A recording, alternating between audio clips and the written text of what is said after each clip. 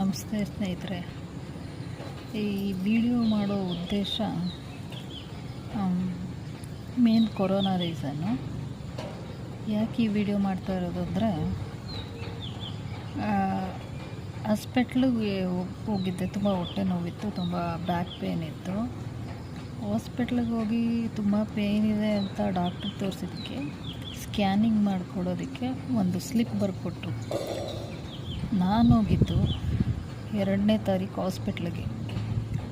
ಆ ಸ್ಕ್ಯಾನಿಂಗ್ ಮಾಡೋವಂಥ ನರ್ಸು ನನಗೆ ಬರ್ಕೊಟ್ಟಿದ್ದ ಡೇಟು 7/7.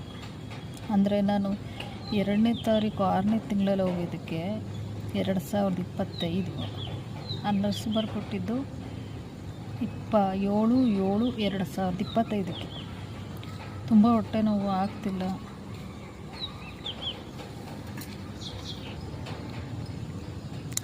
ತುಂಬ ಹೊಟ್ಟೆ ನೋವು ಆಗ್ತಿಲ್ಲ ಅಂತ ಹೇಳಿದ್ರೇ 7/7/25 ನನಗೆ ಸ್ಕ್ಯಾನಿಂಗ್ ಡೇಟ್ ಕೊಟ್ಟಿದ್ದು.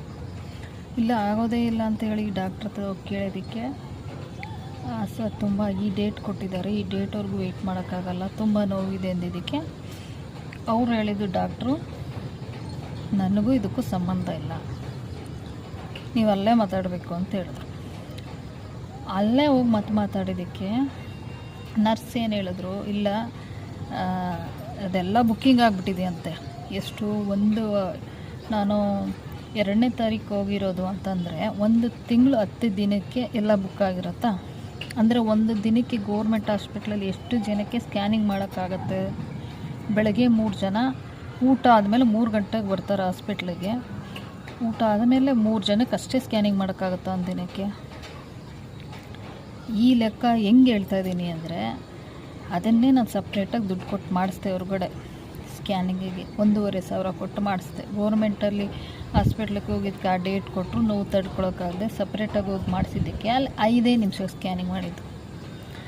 5 ನಿಮಿಷದಲ್ಲಿ ಸ್ಕ್ಯಾನಿಂಗ್ ಆಗೋದ್ರೆ ಅಂದರೆ ಒಂದು ದಿನಕ್ಕೆ ಎಷ್ಟು ಮಾಡ್ಬೋದು ಪ್ರೈವೇಟಲ್ಲಿ, ಗೋರ್ಮೆಂಟಲ್ಲಿ ಎಷ್ಟು ಮಾಡ್ಬೋದು ಸ್ಕ್ಯಾನಿಂಗು?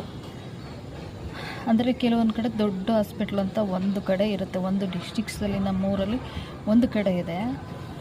ಅಂದರೆ ಆ ಹಾಸ್ಪಿಟಲ್ಲಿ ಎಷ್ಟು ಜನಕ್ಕೆ ಮಾಡೋಕ್ಕಾಗತ್ತೆ? ಅಂದರೆ ಬಡವ್ರು ಎಷ್ಟು ಜನ ಬರ್ತಾರೆ, ಯಾವ್ಯಾವ ಊರಿಂದ ಬರ್ತಾರೆ.